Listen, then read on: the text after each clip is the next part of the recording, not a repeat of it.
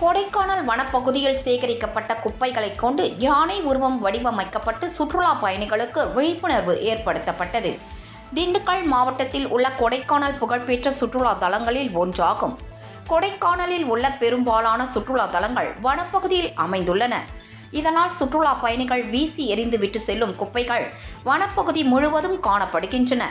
இந்நிலையில் கடந்த 2019ஆம் ஆண்டு முதல் சோலைக்குருவி என்ற அமைப்பு வனத்துறையுடன் சேர்ந்து மாதந்தோறும் வனப்பகுதியில் தூய்மை பணியை மேற்கொண்டு வருகிறது. இந்நிலையில் நேற்று சோலைக்குருவி அமைப்பு மற்றும் வனத்துறை சார்பில் தூய்மை பணி அப்சர்வேட்டரி பகுதியில் நடைபெற்றது. இதில் கல்லூரி மாணவிகள் உள்பட 100க்கும் மேற்பட்டோர் பங்கேற்றனர்.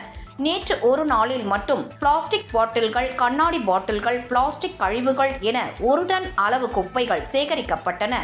இந்த குப்பைகளை கொண்டு யானை உருவத்தை வடிவமைத்து சுற்றுலா பயணிகளுக்கு விழிப்புணர்வு ஏற்படுத்தப்பட்டது.